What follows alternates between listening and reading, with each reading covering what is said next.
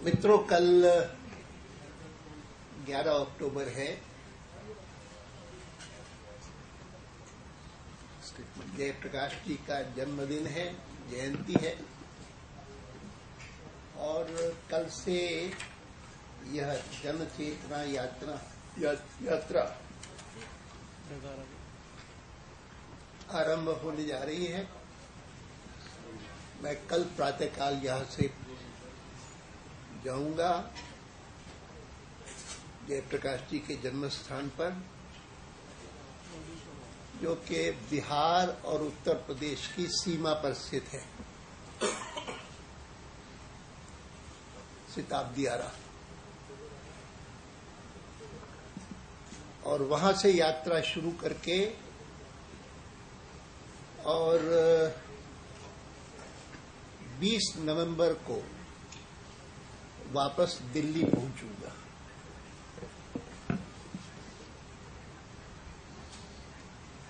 अनुमान है कि 20 नवंबर का अर्थ होगा शीतकालीन सत्र से पहले।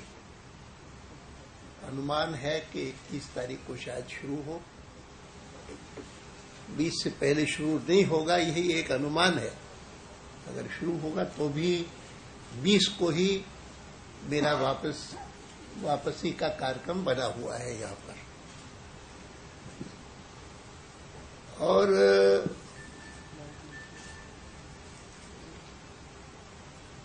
मैं मानता हूं कि मेरी पिछली यात्रा में बल इस बात पर था कि 50 साल बीत जाने के बाद भी आजादी के भारत में अगर समस्याओं का निराकरण नहीं हुआ है जैसी अपेक्षा थी स्वतंत्रता के लिए संघर्ष करने वाले लोगों के मन में, तो उसका कारण है कि हमने जैसा शासन संभाला वह कोई अच्छा शासन नहीं था। उसमें काफी कमियां थी, खास करके विकास की दृष्टि से। और इसीलिए बल इसी बात पर था कि देश को सुशासन दिया जाए। और अपनी पार्टी की ओर से मैंने कहा था कि हमको जहां पर भी अवसर मिलेगा हम कोशिश करेंगे कि अच्छा शासन दें और विकास पर ध्यान दें। यह यात्रा मेरी 1997 में थी। तब ये कल्पना नहीं थी कि अगले साल ही चुनाव हो जाएगा लोकसभा का, लेकिन हुआ। और उसमें देश की जनता ने हमें अवसर दिया, जो अवसर 6 साल तक चला। माने 1 साल बाद दोबारा फिर से चुनाव लड़ना पड़ा, लेकिन दोनों बार जीत करके। और 2004 तक वाजपेयी जी देश के प्रधानमंत्री रहे। उनके नेतृत्व में एनडीए की सरकार चली। और कुल मिलाकर के मैं कह सकता हूं कि अच्छा शासन, विकास केंद्रित शासन, इस प्रकार का शासन दिया। आज हम विपक्षी दल हैं केंद्र में, और विपक्षी दल के नाते अपनी भूमिका प्रभावी रूप से निभा रहे हैं।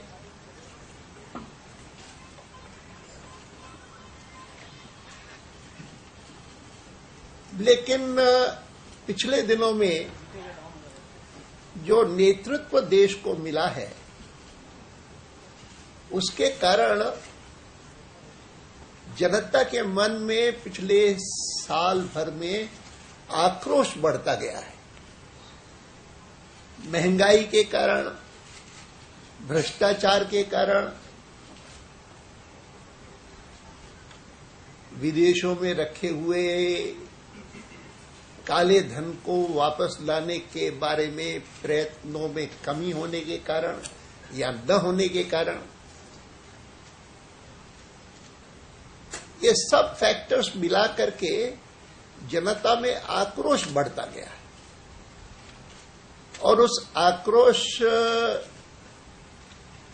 का कारण अगर कोई कहा जाए तो इसमें कोई संदेह नहीं है कि यूपीए सरकार का नेतृत्व उसका प्रमुख कारण। और उनके नेतृत्व की कमी के कारण मैं मानता हूं कि सारी की सारी राजनीतिक व्यवस्था, उसके बारे में भी अनास्था पैदा होती है। नहीं तो हमारा लोकतंत्र वह दुनिया की नजरों में भारत की एक बहुत बड़ी ताकत है। यहां तक कि जब भारत स्वतंत्र हुआ था और हमने लोकतंत्र अपनाया, संविधान सभा में स्वीकार हुआ कि संसदीय लोकतंत्र के माध्यम से हम काम करेंगे, तो ऐसे बहुत सारे लोग थे, खास करके पश्चिम में, जो आलोचना किया करते थे कि क्या लोकतंत्र होगा हिंदुस्तान में, कि जहां पर इतनी निरक्षरता है और इतने लोग हैं कि जिनका कोई संचार साधनों से कोई संबंध नहीं, और जिस प्रकार की भाषा बोली जाती थी उन दिनों में पश्चिम के लोगों द्वारा, खास करके यूके के,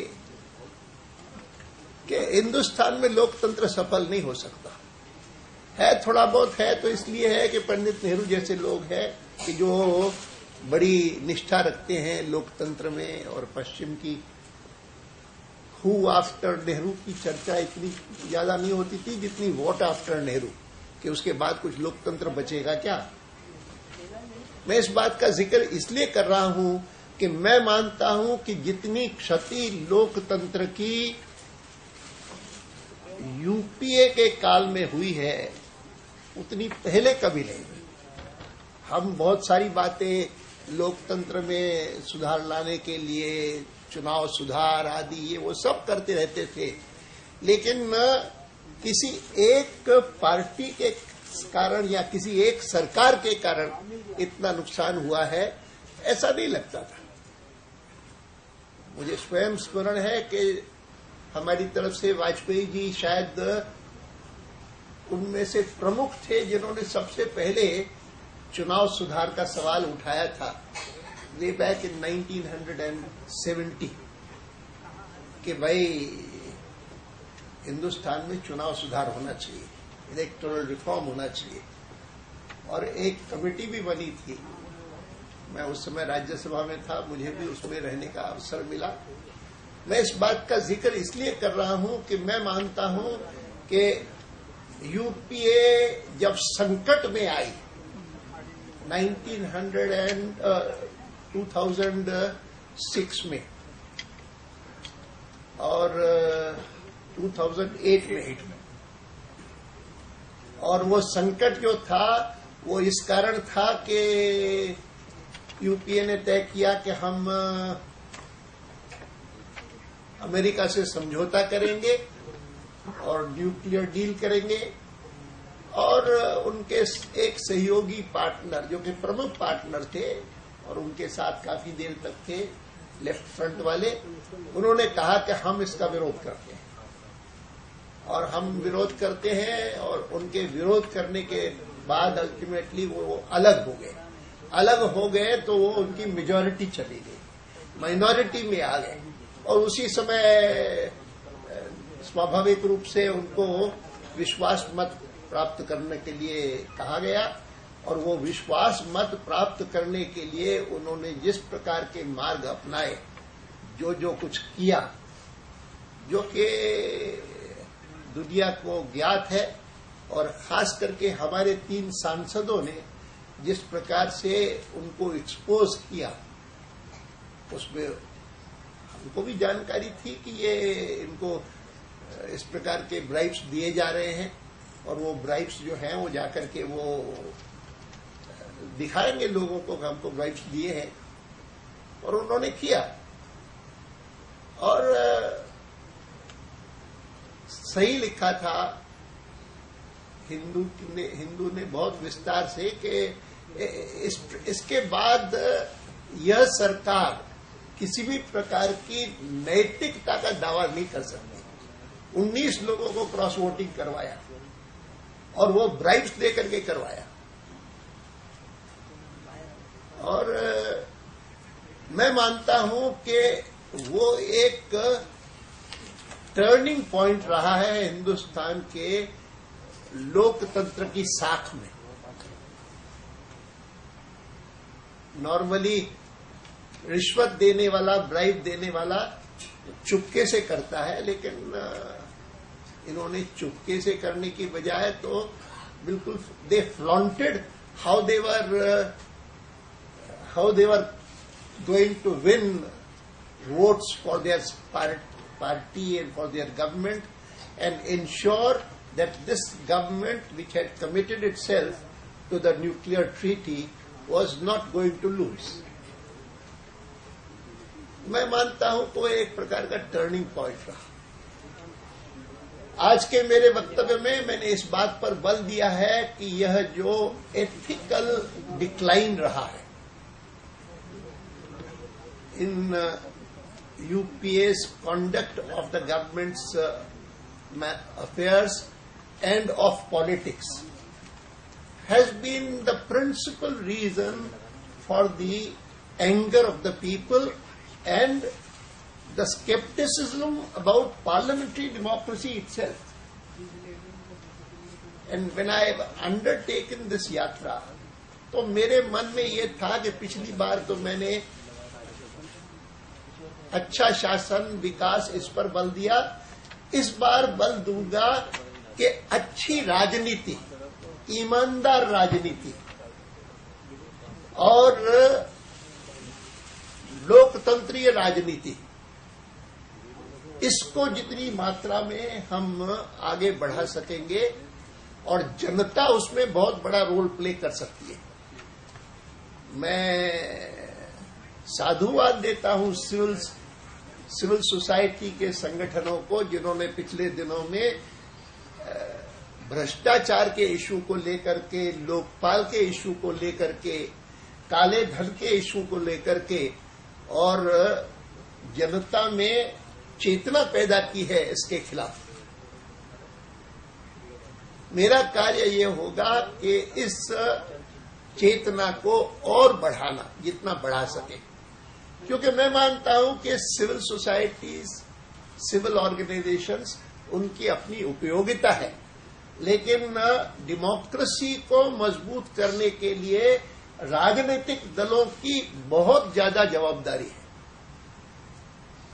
The health of democracies depends very much on political parties and their own health and cleanliness. और इस कारण बल है इस बार कि हमारी पार्टी और हमारे सहयोगी दल जो भी है, वो जितनी मात्रा में देश भर में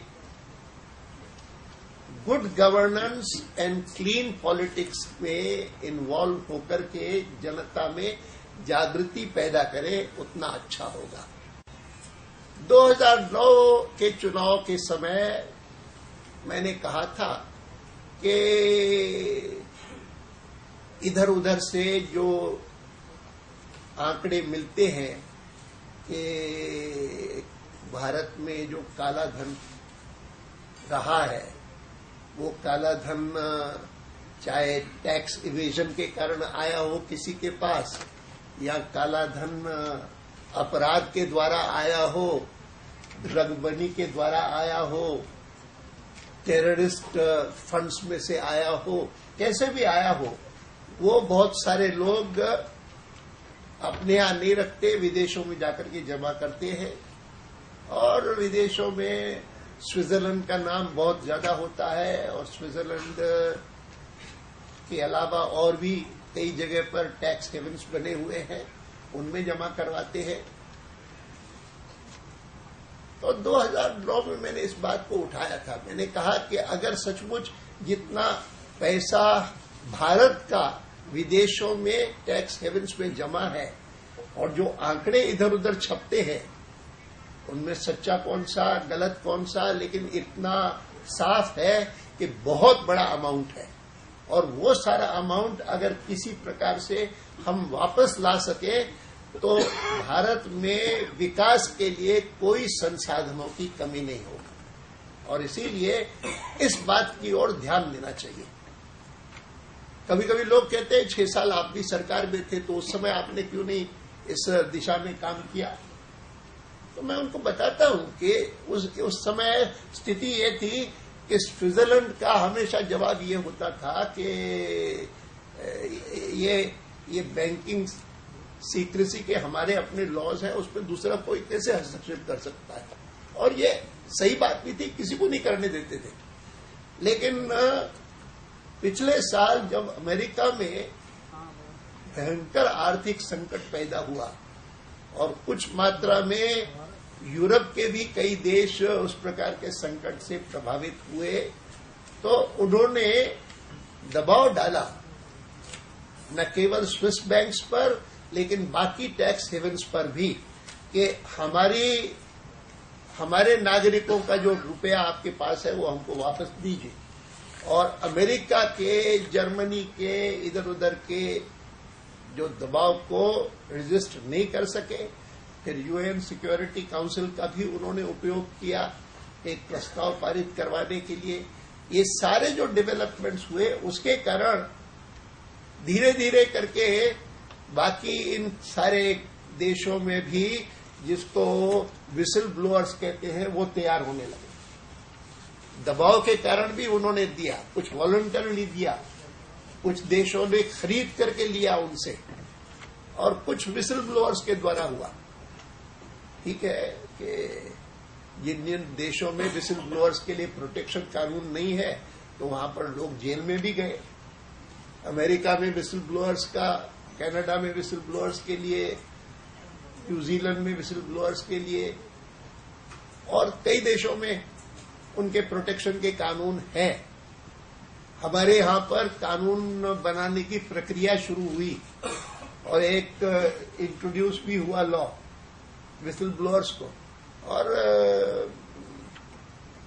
पृथ्वीराज चौहान उस समय पर्सनल मिनिस्टर थे, प्रधानमंत्री के साथ जुड़े हुए, और उन्होंने पेश किया और वह इंट्रोड्यूस हुआ है और इंट्रोड्यूस होकर के उनके पास गया है, अपनी स्टैंडिंग कमेटी के पास। हाँ, और रिपोर्ट आ गई है लॉ एंड जस्टिस की। लेकिन चाहे लॉ नहीं बना है अभी तक, लेकिन इतना तो साफ है कि सरकार जो है उसने कैबिनेट में उसको अप्रूव किया है, और अप्रूव करने के बावजूद जिन लोगों ने 2008 में ये जो कांड हुआ ब्राइबरी का, वोट खरीद करके और सरकार को बचाने के लिए माइनॉरिटी गवर्नमेंट को, कैश फॉर वोट्स स्कैंडल, जो सबसे कैश फॉर वोट्स स्कैंडल जिसको कहते हैं, उसमें जिन्होंने विसल ब्लोइंग का काम किया, हमारे 3 सांसदों ने, जिनमें से 2 सांसद अब नहीं है, एक है, और हमारे एक प्रमुख कार्यकर्ता ने उन लोगों को जेल में भिजवाना, विसल ब्लोअर्स को। ये जो चीज है सारी है, वो सारी एक प्रकार के नैतिक गिरावट के लक्षण है। उससे केवल मात्र हमारा पॉलिटिक्स बदनाम नहीं होता है, लोकतंत्र बदनाम होता है कि यहां पर कोई सरकार जीतती भी इस प्रकार से है, ऐसे धंधे करके, ऐसे ब्राइबरी करके। मैं इस सारी यात्रा में इन सब बातों को बल दूंगा, लेकिन सबसे अधिक बल अगर किसी बात पर दूंगा तो कोशिश करूंगा कि हमारा विदेशों में जो धन है वह वापस कैसे आए, देश के विकास के लिए कैसे लगे। मुझे पता लगा है कि कई नाम इनके पास आए हैं सरकार के पास कि जिन जिन का धन विदेशी बैंकों में जमा है और कोर्ट ने भी एक आध बार पूछा है, लेकिन पॉलिटिकल पार्टीज इस दबाव को बढ़ाए कि जो नाम सरकार को प्राप्त हुए हैं वो सार्वजनिक किए जाए, वो बताए जाए सब। सुना है कि इन्फोर्समेंट डायरेक्टोरेट को भी जानकारी नहीं है और इनकम टैक्स डिपार्टमेंट को कहा गया है कि आप इसके आधार पर छानबीन करिए, क्वाइटली करिए। मैं नहीं जानता हूं कि सच्चाई क्या है। अच्छा तो ये होगा, एक बार पहले भी मैंने मांग की थी कि black money in foreign tax havens, उसके बारे में एक श्वेत पत्र प्रकाशित किया जाए तो उपयुक्त होगा कि अब तक सरकार ने क्या क्या किया है, क्या क्या कदम उठाए हैं। क्योंकि कई बार कहते रहते हैं कि हम ये कदम उठा रहे हैं, वो कदम उठा रहे हैं, और डबल टैक्सेशन ट्रीटीज की है। सुना है कि उसमें उन्होंने व्यवस्था की है कि 2012 से पहले के कोई भी नाम बताने न पड़े। मुझे नहीं पता, अच्छा होगा। हाँ,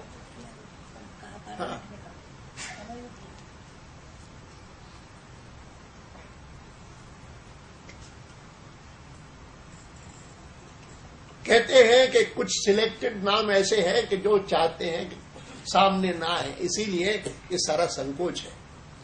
मैं नहीं जानता हूं, इतना जानता हूं कि कुल मिलाकर के देश में जो अनास्था पैदा हुई है वह अनास्था दूर करके भारत में बहुत गुंजाइश है। भारत स्वतंत्र जब हुआ था, जिन लोगों ने स्वतंत्रता के लिए संघर्ष किया था, खास करके अरविंद घोष जैसे, वो तो उनको लगता था कि बस एक बार अंग्रेज यहां से चला जाए, भारत को स्वराज्य मिल जाए, तो कुछ ही सालों में देश में गरीबी नहीं होगी, देश में अशिक्षा नहीं होगी, देश में कोई ऐसा व्यक्ति नहीं होगा जो बेघर हो, बेरोजगार हो, ये सारी बातें हो जाएंगी। लेकिन 60 साल के बाद भी अगर देश का पिछड़ापन गया नहीं है और पीछे हुए हैं, तो उसके दो कारण हैं। एक, अच्छा शासन और साफ सुथरी राजनीति, ये दो चीजें सबसे प्रमुख है और उनके लिए यह यात्रा है।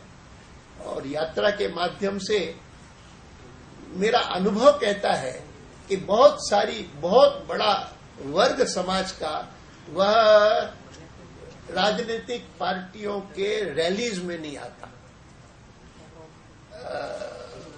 और हाँ, ये जो यात्रा है वो राजनीतिक पार्टी को जनता के पास ले जाती है। ऐसे गांव है कि जो टेलीविजन भी नहीं देखते क्योंकि वहां पर बिजली नहीं, वहां के लोगों के पास भी यात्रा जाती है। और मुझे खुशी है कि मेरे साथियों ने जो इस बार की मेरी यात्रा की योजना बनाई है वह काफी कवर कर सकेंगे, काफी अच्छा। कुल मिलाकर के 38 दिन, हाँ 28 राज्यों की संख्या तो ज्यादा है, लेकिन 38 दिन तक लगातार यह यात्रा चलेगी। और जिसमें इस बार मैं नॉर्थ ईस्ट में भी जा सकूंगा, आसाम में और अरुणाचल में। बाकी तो मुझे कहना नहीं, क्योंकि चाहूंगा कि लोकपाल प्रभावी बने। जुडिशरी में मेरा जुडिशरी से संबंध नहीं है, हमारे अरुण जेटली जी का सबसे ज्यादा है। उन्होंने कहा कि राजनीतिक लोग बदनाम बड़े होंगे, लेकिन चिंता पैदा करती है जब भ्रष्टाचार हम जुडिशरी में देखते हैं, तो वो चिंता पैदा करता है बहुत ज्यादा। मैंने कहा मैं तो जानता नहीं, हम तो ये मानते थे कम से कम कुछ साल पहले तक तो हायर जुडिशरी के बारे में कभी कोई संदेह भी नहीं पैदा करता था। आज शायद वो स्थिति नहीं है, मैं नहीं जानता, ही नोज बेटर। बट इसीलिए उस संदर्भ में भी जो सुधार हमको चाहिए वो सुधार करने के लिए संसद में हम कोशिश करेंगे, लगातार करेंगे।